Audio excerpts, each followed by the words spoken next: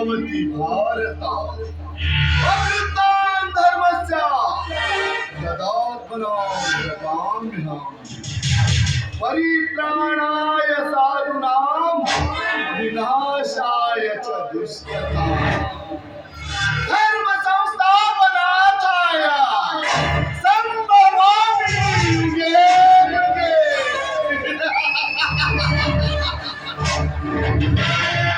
ಏನಪ್ಪ ಕಳೆನಾಯಕನ ಬಾಯಲ್ಲಿ ಸಂಸ್ಕೃತದ ಶ್ಲೋಕವೆಂದು ಆಶ್ಚರ್ಯ ಪಡುತ್ತಿದ್ದೀರಾ? ತಾತ್ಪರ್ಯ ಏನು ಗೊತ್ತಾ? ಜಗತ್ತಿನಲ್ಲಿ ಅನ್ಯಾಯ ಹೆಚ್ಚಾದಾಗ, ಅಧರ್ಮ ತಾಂಡವಾಡುತ್ತಿರುವಾಗ, ನಮ್ಮಂತಹ ಕಾಳ ಧನಿಕರ ದಬ್ಬಾಳಿಕೆ ಹೆಚ್ಚಾದಾಗ ಆ ಭಗವಂತನು ಯಾವುದೋ ರೂಪದಲ್ಲಿ ಮತ್ತೆ ಜನ್ಮ ತಾಳಿ ಬರುತ್ತಾನಂತೆ. ಆದರೆ ಅದು ಅಸಾಧ್ಯ, ಏಕೆಂದರೆ ಇದು ಕಲಿಯುಗ. ತಲೆ ಇರುವವರಿಂದ ತಲೆ ಕಡಿಯುವವರಿಂದ ತಲೆ ತೆಗೆಯುವವರಿಂದ ಅಂತ ಮೇಲೆ ಭಗವಂತ ಹುಟ್ಟುವುದು ಹೇಗೆ, ನಮ್ಮಂತವರನ್ನು ಮಟ್ಟ ಹಾಕುವುದು ಹೇಗೆ?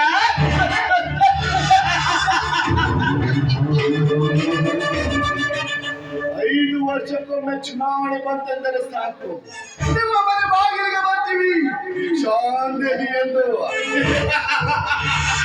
ಇನ್ನಕ್ಕೆ ಮೂಡಿಲ್ಲ ಅಂತಲ್ಲ, ನೀವು ಬರುವ ಒಂದೊಂದು ಓಟಿಗಾಗಿ ತಿನ್ನಕ್ಕೆ ಕೊಡ್ತೀವಿ, ಕುಡಿಯಕ್ಕೆ ಅಂಡ ಕೊಡ್ತೀವಿ, ಸಂಘ ಬಂದ್ರೆ ಮಲಗಾಕೆ ಹೆಣ್ಣು ಕೊಡ್ತೀವಿ.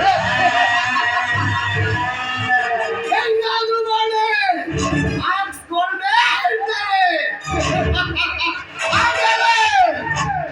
ಒಂದಲ್ಲ, ಎರಡಲ್ಲ, ಮೂರಲ್ಲ, ನಾಲ್ಕಲ್ಲ, 5 ವರ್ಷ ಘೂಮಿಸ್ತೇವೆ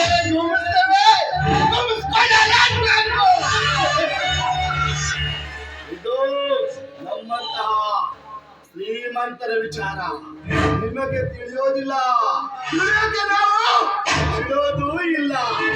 ಏಕೆಂದ್ರೆ ನೀವು ಅಲ್ಲೇ ಇರಬೇಕು, ನಾವು ಇಲ್ಲೇ ಇರಬೇಕು.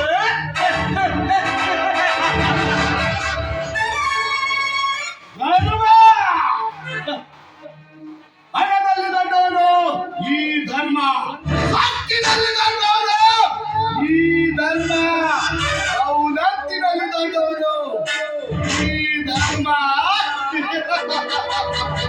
ಅಧರ್ಮವನ್ನು ಮುಂದಿಟ್ಟು ಜನ್ಮಿಸಿದವನು ಈ ಧರ್ಮ. ಇವನು ಹೆಸರಿಗೆ ಮಾತ್ರ ಧರ್ಮ, ಆದರೆ ಮಾಡುವುದೆಲ್ಲ ಅಧರ್ಮದ ಕೆಲಸಗಳು. ಎಲ್ಲ ಕೆಲಸಗಳು ಅಧರ್ಮದ ದಿಕ್ಕಿಗೆ ಸಾಧ್ಯ. ಕೋಲೆಂತೆ ಸುಡುತ್ತಿರುವಾಗ ಆ ಶಾಖದ ರಭಸಕ್ಕೆ ಯಾವನಾದರೂ ಜೀವಂತವಿರಲು ಸಾಧ್ಯವೇ? ಹಾಗೊಂದು ವೇಳೆ ಉಳಿದರು ಅಂತವರನ್ನು ಈ ಭೂಮಿಯ ಮೇಲೆ ಉಸಿರಾಡದ ಹಾಗೆ ಅವನ ಮೇಲೆ ಮಹಾಪ್ರಹಾರ ಮಾಡಿ ಅವನ ಹುಟ್ಟಡಗಿಸಿ ಸಮಾಧಿಯ ಮೇಲೆ ಈ ಧರ್ಮದ ಸ್ವರ್ಣ ಸೌಧ ಕಟ್ಟೆ ಆ ಸೌಧದಲ್ಲಿ ಆಯಾಗಿ ಬೆಳೆಯುವುದೇ ಈ ಧರ್ಮದ ನಿತ್ಯ ಪ್ರವರ್ತೆ.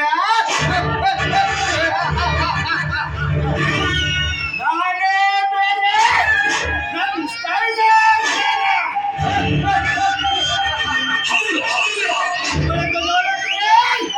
ಈ ಧರ್ಮದ ನಿತ್ಯ ಪ್ರವರ್ತೆಯನ್ನು ಬರುತ್ತೆ